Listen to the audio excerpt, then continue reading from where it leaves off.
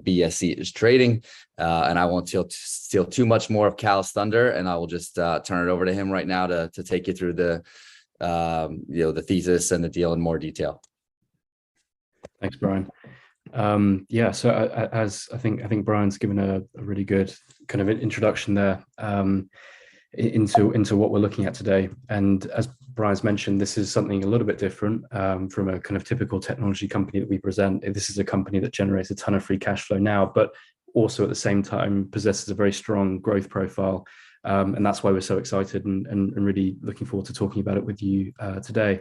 And so, as Brian alluded to, it's India's leading stock exchange, but the world's largest derivative exchange as of 2021, and then 10th largest stock exchange in the world with a total market cap of around $3 trillion or so. Launched in 1992, so by no means a new company, has been operating for a number of years, but still sees a really, really strong and profound growth profile.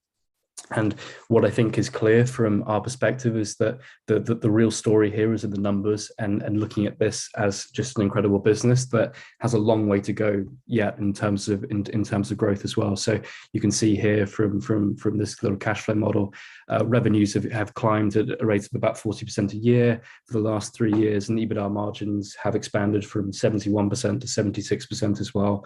And in addition to that, with those kinds of margins, as you'd expect, really strong returns on capital with around 84% returns on capital employed in 2021. So we think that the story is that there's a chance to buy a fantastic business at a really good valuation that has a fantastic runway ahead of it as well. So kind of before we go any further, let's talk a little bit about what the business does. And so you can see from this chart, the vast majority of the revenue stream comes from trading services, and all we mean by that are the fees that are charged for buyers and sellers completing transactions on the exchange, where NSE is responsible for bringing a buyer and a seller together electronically, and it's a very simple business where they're just facilitating the market. Beyond that, what they do that's also pretty crucial, not just as a material part of their revenue, but also as a way of kind of increasing their competitive position, and we'll talk about that a little bit later, is clearing services. And clearing services, essentially all those entail are being the party responsible for ensuring that that margin calls are paid, also ensuring that assets are delivered to the right contractual party, and then also just ensuring that derivative contracts are enforced as well. And so they're responsible for being this fiduciary type agent for ensuring that the market operates freely, transparently, and efficiently as well. And so where does it stand within the industry? Well, as we said before, it's by head and shoulders the leader in India. You can see on the graph on the right-hand side, they've got market share in the equity segment in particular. That's really, really significant. So cash, and what we mean by cash is just non-derivative based, around about 92% or 93%, I beg your pardon. And then in futures and options, 100% market share, and then also really strong market positions in currency futures and currency options. It's worth noting at this point that their rival and their peer, BSE, the Bombay Stock Exchange, has probably more of an influence and more of a position in interest rate derivatives, which play an important part of the economy, as we know. But where NSE see their strength are mainly in equity related products, and we see that as a really crucial part of the growth story long term as well. So why is NSE such a strong company? We've seen the returns on capital. What is the driving force behind that? Essentially, an exchange is simply a network. It's bringing participants together, and those participants are looking for rapid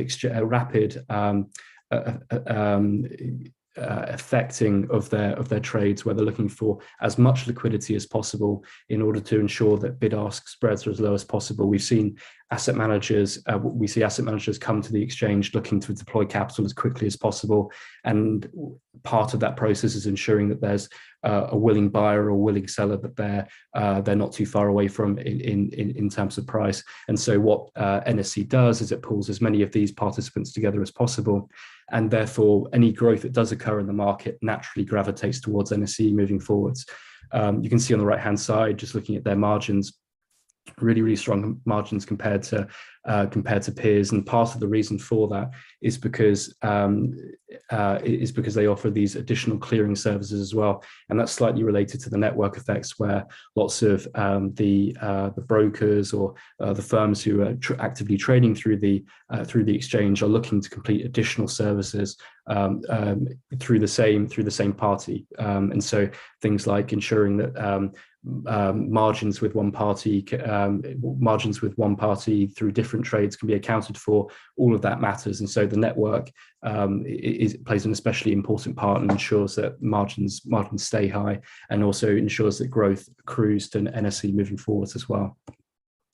And then the second strand of economy of scale, of competitive advantage, is the economies of scale that we've seen in recent years as well. As you'll remember, revenues climbed at around about 40% a year. We've seen individual cost bases like administration, premises, technology, and staff fall quite drastically as a percentage of total revenue. So you can see technology and staff being the two most important costs that NSE has. And in 2018, technology, for instance, was at 30% of total revenue as a cost, and that's now fallen to below 10%. And so as we've seen revenue climb, the cost base has not been able to catch that at all, and that's because of the high level of operating leverage within the business as well. And all of that has translated into really high margins. And so you can see here from 2018, EBITDA margins stood at 71.36%, with revenue just under 400 million. And now in 2021, with huge amounts of organic growth taking place in the meantime, we see margins have climbed to just under 76% as well. So that combination of high growth and significant moats in the business has resulted in these expanded margins, which has obviously created huge amounts of profitability. Now, what's the investment context here, and why does this opportunity present itself? It's not every day that such an attractive business, such a powerful business is available for what we believe is a really attractive valuation.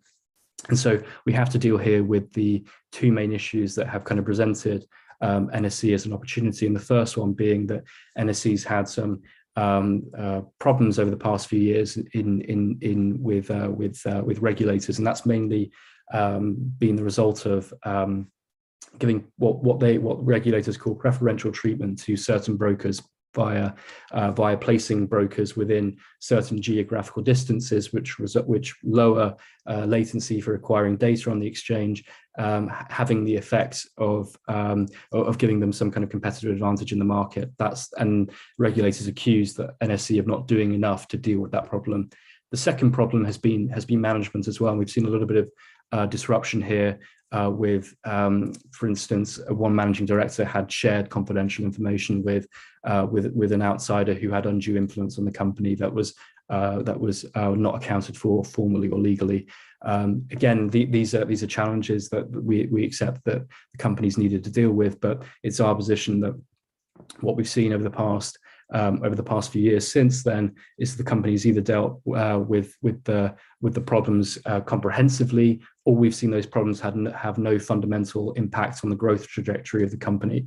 So, for example, we can see right here that when you look at the growth profiles of NSE and its rival BSE, since the investigation by the regulator came to a close in 2021, NSE has well outgrown BSE. We haven't seen BSE taking share from NSE as a consequence of the kind of the regulatory issues. And what we're also encouraged by is the new appointments for CEO, who, first of all, we expect to kind of clear house and make sure cultures align properly, but also he's experienced, and we think he's the right man for the job in taking the company towards its IPO. And he's got no better experience than taking BSE public in 2017. It was a really successful IPO, 51 times oversubscribed. And we're confident that Shawan's operations over the next few years will result in a very successful IPO for NSE moving forwards as well. Okay, so what's our thesis, and why is this attractive moving forwards? We've seen the past financials, but what should we be expecting in the next few years as well? Well, we think it's very clear that NSE stands to benefit from a booming Indian economy and being the gatekeeper for the fledgling Indian middle class, taking income and depositing it in assets in the capital market and seeing wealth accumulate as a consequence. We believe NSE is at a key strategic point within that system. And so data provided by the Indian Asset Management Association has revealed a massive expansion of financial assets in normal Indians' portfolios in the last few years. And what's most crucial about this is we've seen ETFs and index funds take an even increasing role in an even increasing proportion of portfolios allocation as well. So in June 2019, ETFs and index funds accounted for roughly around about 37% of AUM in public funds. That now stands at just under 80% of AUM in Indian financial markets.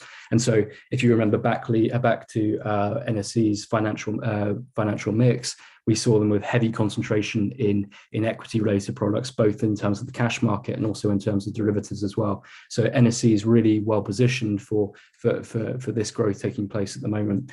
And why we think this trend will persist way into the future is that when you look at kind of other comparable emerging markets and compare where those populations are allocating their incomes, it's pretty clear that India's got some way to go. For example, in 2022, roughly 13% of China's population were invested in the stock market, which was something like 20% of its middle class. Whereas in India, that was just 3.7% who were invested via an index fund or an ETF or individual securities themselves. And so we think India's got a long way to go in its middle class, buying more and more securities as it looks to allocate its total income.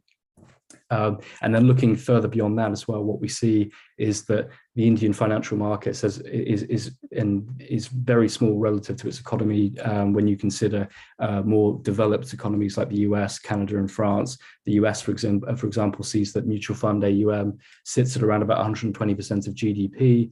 And when compared to India, that's huge, because India's stands at just 18% in 2021. So again, we see a really long growth roadmap of more and more AUM being added to the financial markets in India, which should push volumes through NSE as they deal with those transactions for people buying and selling securities. What we also think is worth noting and worth evidencing here is how crucial derivatives are to that growing story of equity ownership. First of all, when you look at studies have been done on CME, which is almost like a sister or a cousin of NSE in the US, where they have very similar profiles and are dedicated to very similar derivative markets. CME has largely seen its average daily volumes climb in line with AUM and with VIX, and so those are two very good predictors of where ADV will go over time. And NSE, we expect to be no different from that. And then SEC also have reported through various studies that mutual funds and ETFs use derivatives a lot, especially S&P 500 futures, as a means to deploy cash much quicker or initiate specific trades far faster, where potentially the cash market isn't liquid enough. And they report that about 40% of funds use derivatives to hedge their portfolios or for liquidity purposes. What they also point out is just 9% of those of funds actually use derivatives for speculative processes. So what we're trying to stress here is that we're seeing a huge expansion of Indian financial markets in terms of equity ownership, and derivatives will play a very key role in facilitating asset managers being able to complete risk management and also manage liquidity moving forward as well. So let's get back to the numbers then and understand where NSE sits with in comparison to its rivals. So we talked at the beginning at how NSE has done really, really well over the last 3 years with 40% compounded growth in revenue, and then EBITDA margins have gone up to 76%. Now, this compares, of course, really, really favorably with its closest comparable, the Bombay Stock Exchange, which has just seen revenue compound at a rate of around about 8% over the previous 3 years, with margins standing at just 28% in 2021. It's worth noting at this point that the BSE is valued at 32.7 times EV to EBITDA. And what we think is especially important to note is NSE is the much stronger of the two businesses, and therefore we should be expecting NSE to be valued at least BSE's valuation, if not more. So capital allocation, before we get onto the valuation question, it's really interesting to note that, as Brian mentioned at the very beginning, this is a hugely cash flow generative business. They churn out huge amounts of cash, and they've got a great problem in needing to know how to allocate that. And so what we found that the business does is, because it requires very limited additional operating expenditure to grow, it's been able to issue a dividend of around about $125 million on average over the past 4 years. That rose to $160 million last year. And the company's also built up a huge portfolio of financial assets as well, of around about $1.5 billion. We like the profile of that portfolio. Most of it's made up in fixed income assets, both corporate and sovereign, with a very limited risk profile. And we think it's encouraging that they've got a significant balance sheet that has no net debt, and also has kind of this fortified position by having lots of attractive assets on the balance sheet as well. So in terms of base case for what we expect, we've kind of brought revenue projections way down from what we're currently seeing. So before we kind of talk about the first base case that we've presented here, it's worth noting that in Q1 of this year, revenues were up 52% year on year from the year before. We're underwriting our base case at around about 15% annualized growth over the next 5 years. That is mainly the result of, as we've mentioned before, continued adoption by the Indian middle class of public equity-linked assets, in addition to expanding Indian stock market as well, that we're forecasting to grow at around about 5% or so, taking account of current valuations and expected GDP. As well, and we're accounting for some additional operating leverage to kick in, rising to about 79% in 2027, and then in our bull case, which actually follows trends much more closely, we're expecting revenue to climb at around about 20% at a compounded rate, which kind of reflects both a shorter distance to reaching that Chinese level of equity ownership, and then also follows trends a little bit more closely over the past year or so, but by no means as close to what they're doing this year. And then we expect EBITDA margins to rise to 81.8%, a bit closer to CME. It's kind of peer in the US. And so just kind of looking back on where this places us in terms of the public markets and its comparables, we see the likes of CME being valued at just under 17 times, NASDAQ at 19 times, but we'd stress again that BSE is the core comparable here, but by no means comes anywhere close to NSE in terms of its business profile. 3-year annualized growth just under 8%, and margins far lower as well. We think it's probably worth noting a few risks at this point, but we think largely they've either been on the way to being dealt with by the company, or we think that there's limited impacts that we'd expect as well. So in terms of governance, this of course proved an issue over the past few years, and it's meant that the regulators have possibly paused the IPO for the time being. Over the last few years, but we see that the CEOs come in and a big overhaul is taking place of the executive committee, which is needed in order to kind of take that bath and ready for its IPO. And then the other big risk consideration is the Indian economy. We need to see the Indian economy to continue to grow, that middle class being built out in order to accumulate assets over time. In addition to this, in the short term, there's also the possibility of capital outflows in India impacting the exchange. But we think this is pretty unlikely to have a material impact. The vast majority of volumes that go through NSE, around about 80% or so, are domestic through either kind of Indian asset managers or Indian retail, with Indian retail being a very large share of that, around about 35% of those volumes. So we think the risk here is pretty muted. And so the deal summary, this is we have been allocated to us but between $25 and $100 million as part of a total $150 million secondary transaction. The valuation is $19 billion, which represents EV to EBITDA multiple of around about 21 times.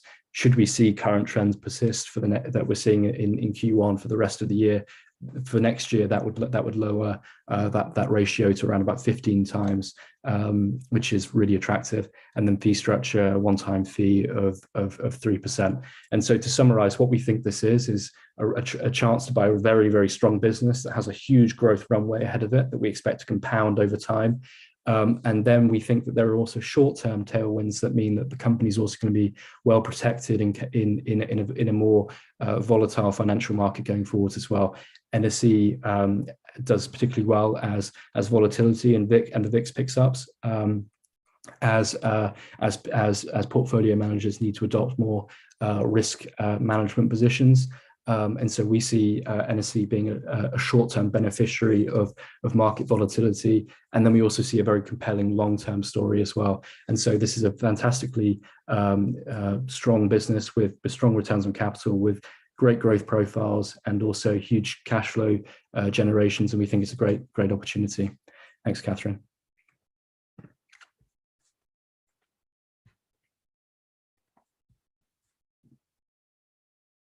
Great, thank you, Cal. We would like to open up for questions if you have any right now. Please raise your hand or just speak up.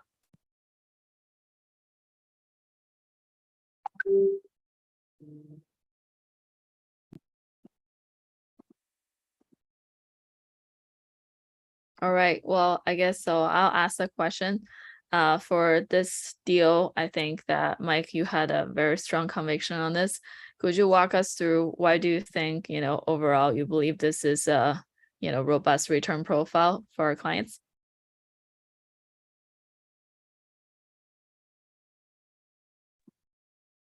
Hey, Mike, can you speak up? Yeah, sorry, I was muted. I mean, I think Cal did a great job of just laying out the core elements of this deal. It's not a traditional quote unquote high tech deal, but it is a very strong business with very strong network effects, very substantial EBITDA margins that could be on software level type of returns, which is why it's trading at such a high kind of multiple. Part of the reason why we were able to get this deal was because we sourced the deal from an existing investor that's invested in the company for about 15 years. They want liquidity for their LPs and don't want to extend anymore, which means that they're getting off of the position is our gain. So we really like this company. We think it is a very low risk, medium to high return type of profile. With limited downside risk related to valuation, related to the overall business. So in this current environment where there is significant public market risk, we like this deal, because it kind of gets out of that risk profile. So overall, we think it's a very low downward pressure in various scenarios, but we think there's also a significant upside as well, depending on the overall Indian market growth rate, as well as the adoption of more public market securities by the middle class there.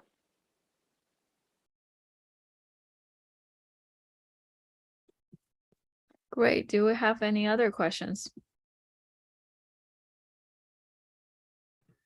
Catherine, if I may, I think I just add that, yeah, in terms of that return profile, I think it's really rare to see a chance to invest in a company with the quality of this that offers a return profile of somewhere between 2.5 times and between 5 times in the next 5 years, with really strong potentials for going up to 7 times in about 10 years time as well. So we've got a really kind of good return profile as well. Our bull case suggests that returns could be as strong as 5 times 5x in the next 5 years or so. So we're really encouraged by that. Great. But sorry, I would like to intrude. I'm just very curious. So what about the fact that, for example, Indian government has much debt, and I guess lots of companies on this stock probably publicly owned, and they are also in large debt, and there might be a risk related to indebtedness, or it's not the case. Sorry, I just want to clarify the question. Is the question whether Indian sovereign debt will have an impact on the growth of the Indian stock market? Is that the question?